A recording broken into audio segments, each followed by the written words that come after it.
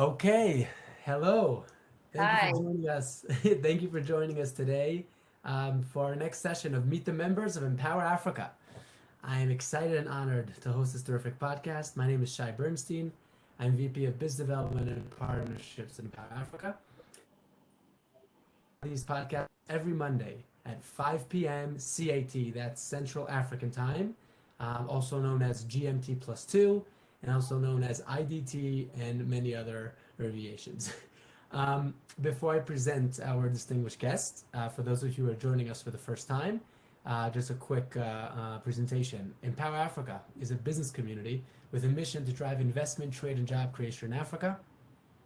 We believe in trade over aid and that business is the best way to build things and make a difference. We have three verticals in the company. The first is the Empower Africa Business Network. The second are the events and trade missions. And the third is consulting and project facilitation. We believe in bringing good people together. And again, all part of that trusted business community. And yeah, without further ado, today we have Rachel Cobb from Sierra Leone joining us. Hi, Rachel. Hi. Hi, how are you? I'm good. I'm good. It's great Good. to see you. Um, we actually go way back. We Yeah, met in Sierra Leone, maybe I think it's over 2 years ago now. yeah, it would have been. Yeah. Gosh, Yeah. yeah, it was. Was that your first trip to Sierra Leone?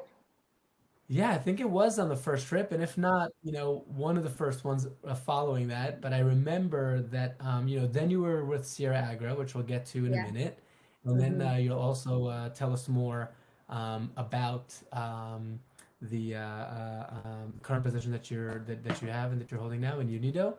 Hmm. But first, I mean, why don't you share a bit about yourself? Where are you from originally? Yeah, my name's Rachel Cobb. I was born just outside of London. I'm 30 years old. Um, yeah, grew up in the UK my whole life, and went to university in the UK, went to university in Leeds, and then I ended up about 5 years ago. Actually, yeah, it was 5 years ago last week that I moved to Sierra Leone. Yeah, and it's quite funny because the first time I came to Sierra Leone, I came for like 2 weeks, and I said, "There is no way you'll ever get me to come back to Sierra Leone." And 5 years later, I'm still here.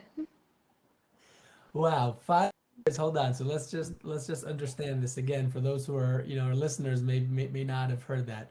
So Yeah. you grew up in London, right? Just outside of Mhm. London. And Yeah. what brings you, Rachel? Like what were you doing in London before you came? And what brought you, to make such a move to Sierra Leone? Yeah. So I had when I went to university, I didn't really know what I wanted to do, and I think I had only just turned 18 when I moved. Just like I think I've been 18 for like 3 weeks. So I was one of the young ones as well, and I felt like very rushed to make this decision, and I chose history of art, and really knew kind of as soon as I got there that this wasn't what I really wanted to do.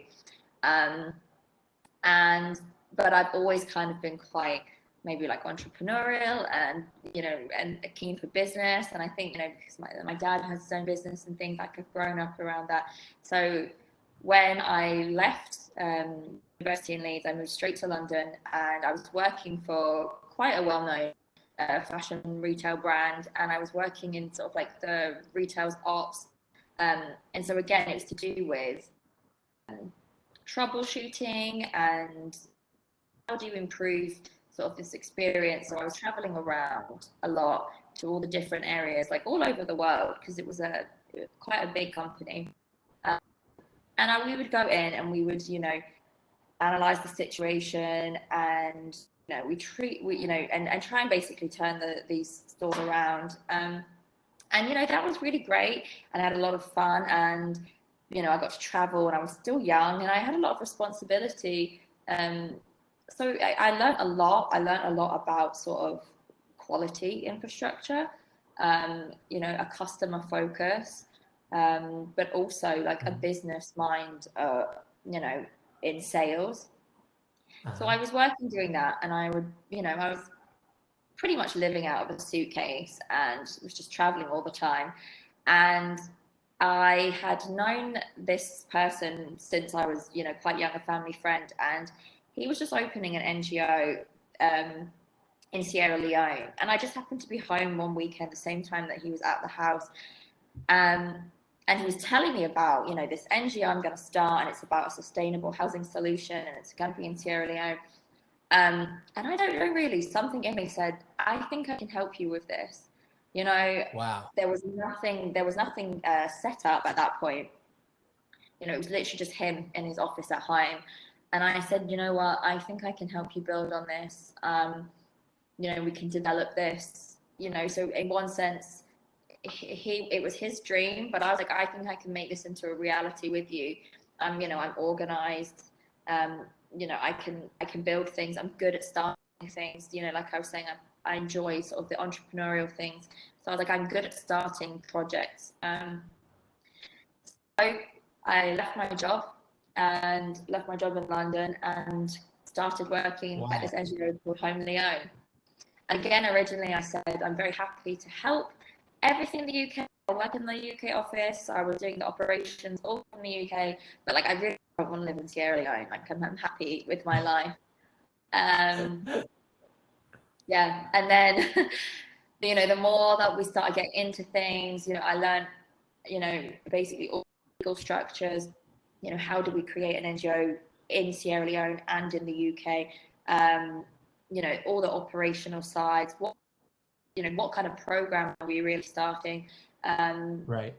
Who are the people that we want to come and work for us, and what is the mission of this NGO? Right. And so the more time this is still in the UK? Sorry, this is still in the UK, or Yeah. you're already in Sierra Leone? No, so this was from the UK, and then Right. Yeah. so then obviously we had to come to Sierra Leone, and this was just as Ebola happened.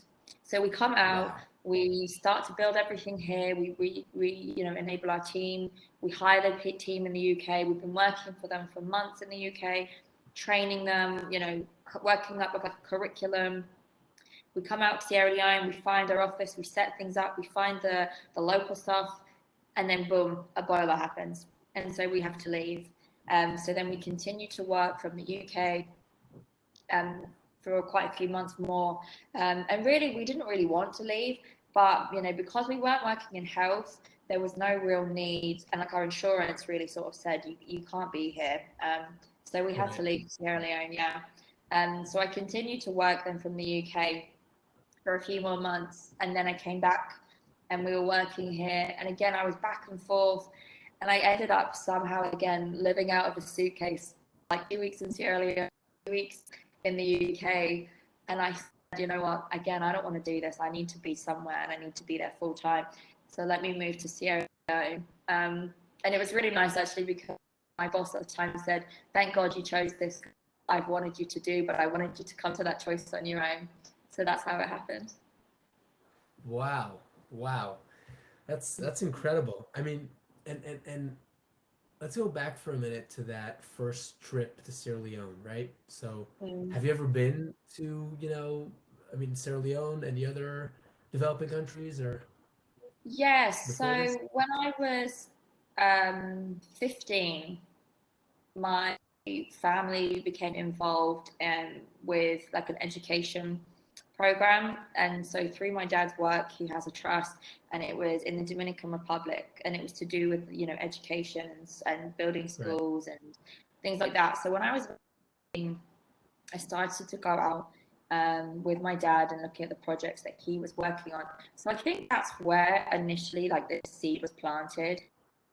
Right. Although when I was growing up and, choosing what I wanted to do at university, I never really thought about it as a job for me, but actually it was something that was so underlying in me as a person because it had been such a big part of my life. Wow. So even though I had been, to things similar to Sierra Leone is really something else. It's something very different. It's a lot harder. It's a lot more in your face. I always say when you get off the plane at Lungi, it's like a sensory experience. the sound, the smell, the heat, like everything. Right, right. Yeah, I Yeah. mean the for those who don't know, Lungi Airport is the international airport to Sierra Leone, and I Mm. remember that the first time I also, before my first trip to Sierra Leone, I remember a lot of people told me about how challenging the commute is. In other words, even just arriving in Sierra Leone, then once you've arrived, which in most cases is not a direct flight, right? And Yeah. then you start the journey of the boat and so on to the center of Freetown, the capital. Yeah. Yeah. Um, So so also and you when mentioned we this here, arrived, there is a there's the option that most people take, which is like the sea coach, which is like a speedboat. But then there's also a ferry, which is old, and like you drive the cars onto them. And that was the right? first time that I went Uh, when I arrived. It was on the ferry as well. So you were like packed in like sardines, and there's animals, there's selling stuff, like there's all the fruit and right. vegetables that they bring over from Lungi. Like it's quite chaotic. Wow. So I think again, Right. I was just a bit like, what have I got myself into? What did I sign up for? Right. But clearly, it were 5 years later, and you're still, rocking the set over there. So, Yeah. tell us, tell us. We mentioned a few challenges now about Sierra Leone, right? Tell the people who Mm. don't know some good things about Sierra Leone that you like, that you've experienced in the past five Oh, years. yeah. I mean, I feel incredibly lucky that I have been able to build a life here. I'm also really uh, appreciative, and like I understand that this isn't also the for Sierra Leoneans choosing to go and live in the UK. They don't have the option to move here with such ease. And I have been able to come here, so I'm very grateful. And like I'd like to acknowledge that. Um, but some of the kindest, friendliest people that I've ever met in Sierra Leone. Um, Also, as when living alone here, I feel really safe. I've never had any incident where, I don't take unnecessary risks, of course, but people are really lovely and want to help you really more than anything. Um, Right. and I feel safe to be here, to be able to live like this. Um, Fantastic. it's really beautiful, like natural beauty. Sierra Leone. Sierra Leone means Lion Mountain.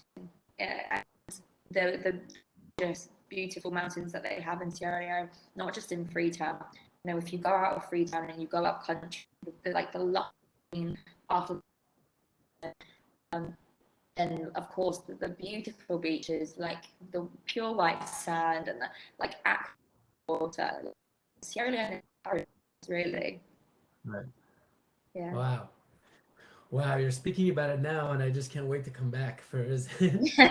um, no, because I haven't been in a while, right, with COVID. Yeah. Um, so, and yeah, and then of course you joined our trade mission, right, that Mm-hmm. we had. How Africa had a trade mission where we brought 9 international companies and investors to Sierra Leone, and the goal was Yeah. really to, you know, show people firsthand and experience firsthand Sierra Leone and the business opportunities there. Mm-hmm. And we, facilitated more than 120 B2B meetings between the local businesses and international businesses. Um, can you tell us a bit about Sierra Agra? Yeah. um, After I was the NGO, I went to work for a social impact company called Sierra Agra, and so they were working in fruit processing. So they were the only organic fruit juice processing company in Sierra Leone at the time, and I was able to help them from like the start to become organically certified. They weren't before, so we pushed that initiative here in Sierra Leone for fruit. Um, so we mainly had an export market, but Right. we also had a local customer that was making fruit juices. So we were working with 5,000 outgrown farmers, and we really focused on mango and pineapple, coconut, and then we were looking into buying into oranges, passion fruit, and things like that. So when I was working for Sierra Agra, my role really was to do with the quality management and like supply chain. So I was the one that was working on certification. So the organic, we, HACCP, we were working towards the BRC, the ISOs, things like that. And then also part of my job was to work with the outgrowers, which was really amazing to be able to work with, 5,000 farmers across the whole country. And had such 5,000 farmers. 5,000. Because that's the thing, if you want to do something like this on a commercial scale, you need a lot of supply. And, in Sierra, there is definitely not an issue of resources. So there's definitely enough fruit to make this viable, but it's how do you organize this? How do you make the logistics work to make this a viable business idea? And I also had a really great team from Sierra Leone. Sierra Leone has a really great agricultural university, Njala University, and I had a team of about 12 extension workers, supply chain managers, all graduates from there, and such great knowledge of the country and agriculture, really. So I was really well supported in that role, and yeah, we organized the farmers, we trained them, we spent years really honing down on this, because it was a great factory, built about 8 years ago. But we always said, what with this great machine, if you don't put fruit into it, it's just furniture. So, that was the constant thing about making sure that you have a supply and a good quality supply. So that was kind of what my job was at Sierra Agra. And that's when I met you guys at Empower Africa, was when I was working at Agra. Right. Right. Wow. You're mentioning working with 5,000 farmers, and I mean, it's just amazing. First of all, from a communication perspective, right? Let alone, I mean, you're living there, but of course, working with all these farmers, I'm sure you have to brush up and work on your Creole, right? Yeah, that's actually one of the things, is that some of the rural communities, they didn't even speak Creole. They'll speak the real local language like Timini and Mende.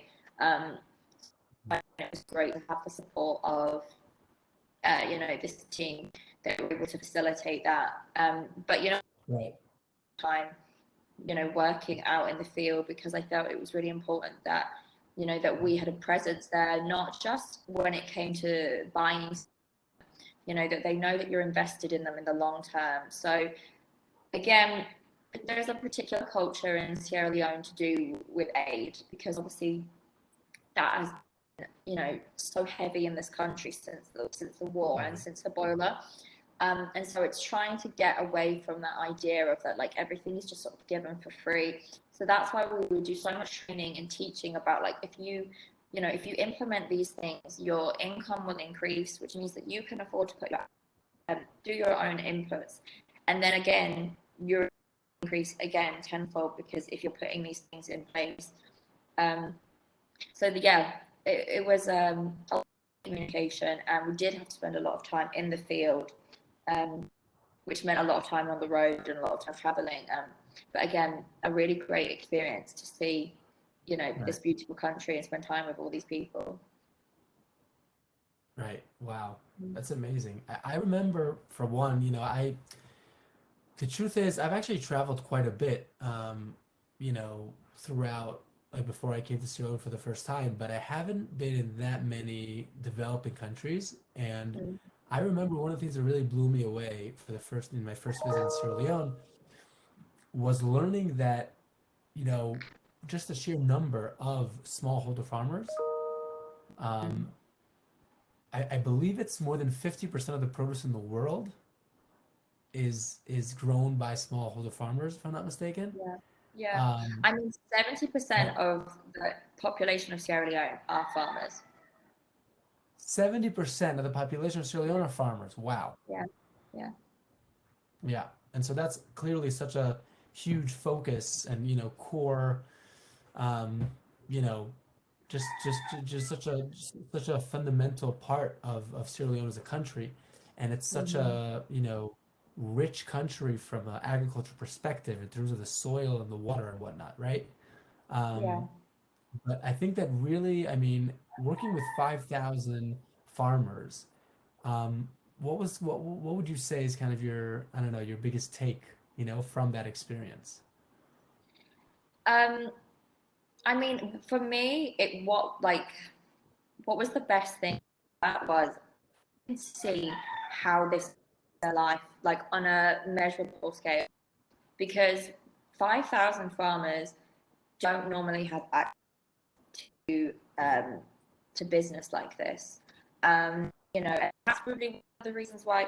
So it's not desired to be a farmer in Sierra Leone, even though 70% of the population are farmers. Um, because you think about the population of Sierra Leone is 7 million. A million of that live in Freetown. The rest are in the provinces where there has to be your source of income.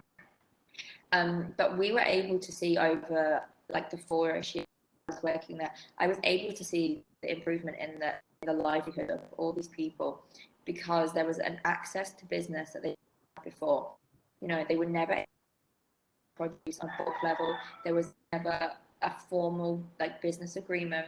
There was never money Right. up front, and we were able to provide all of these things. I ever went at the end of the season and I do my evaluations, the main thing was that people were able to really push education. So most of the farmers said, I've been able for my kids to go to this year and I've paid up front and I have no worry about that now. Um, and like that's a huge thing. Like that's so huge to see that impact, and just to see the improvement. Even the fact that one community told us that because they didn't have rotting, wasting fruit anymore, the cases of malaria went down that year. So less people had. Wow. And I was like, for me, that was just like one of the greatest things I get, that you can see this and you can measure it. Wow. Mm. That's amazing. That's amazing. Yeah. You could see the impact in such a way. That's Mhm. fantastic. Wow. And would you care to, unless you want to, talk about anything else in Sierra Agra, I'd love to hear about your new position at UNIDO. Yeah, no, that's true. So just over a year ago now, I started working at UNIDO, which is the United Nations Industrial Development Organization. Um, and so my position there is sector expert for quality management systems and value chains. So again, it's just kind of building on my experience from doing at Sierra Agra and particularly in Sierra Leone.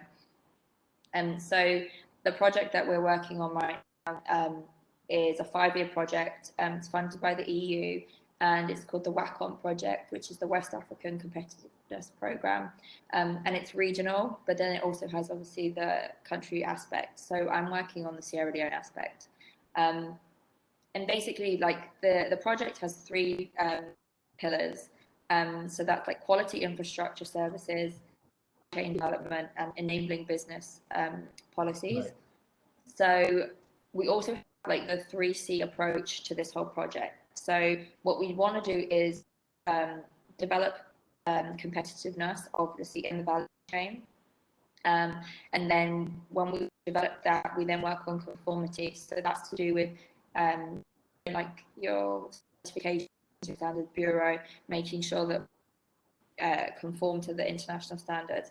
And then the last part is connectivity. So how do we then create an export market for these value chains?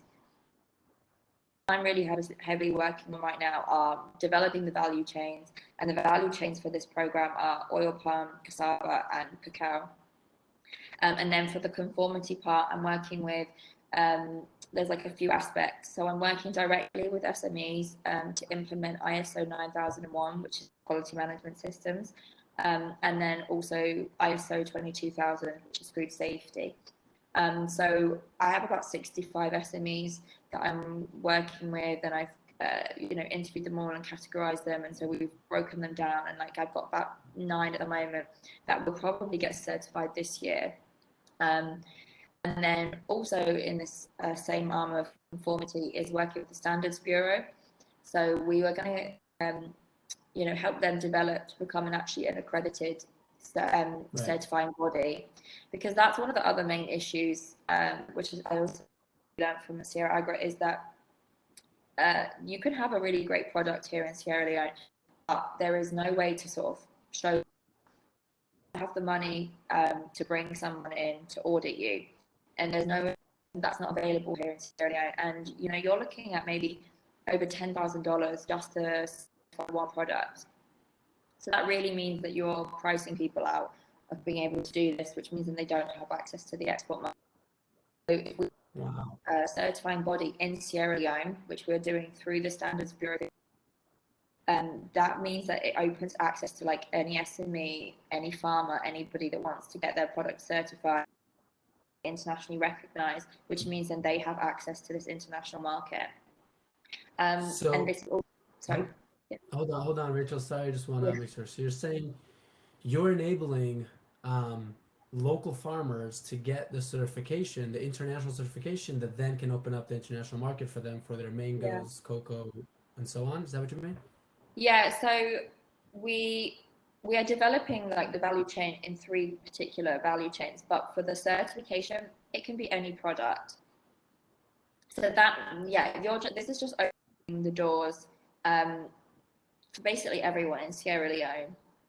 Because right now they just wouldn't have access to that due to finance. Only the larger Right. companies in Sierra Leone are certified because they have brought in a third party, often from Europe, which means, of course, you have to spend all that money bringing them in.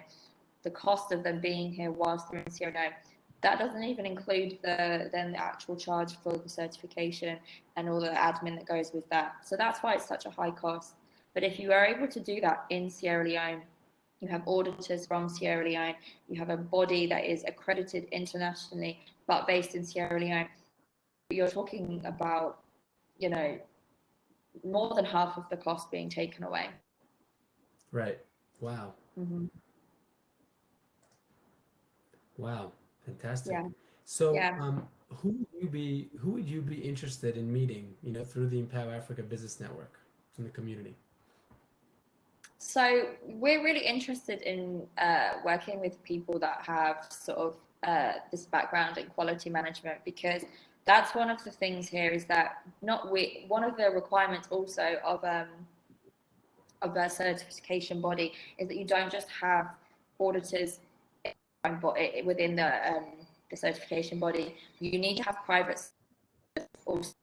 So we'd be really interested in meeting people from the private sector who also, have an interest in quality management, and that they can also partake in the kind of trainings that we're going to present to do with like Right. internal audits and things like that.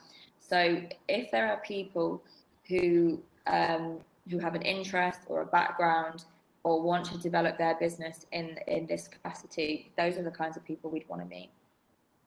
Is this specific in Sierra Leone or other places?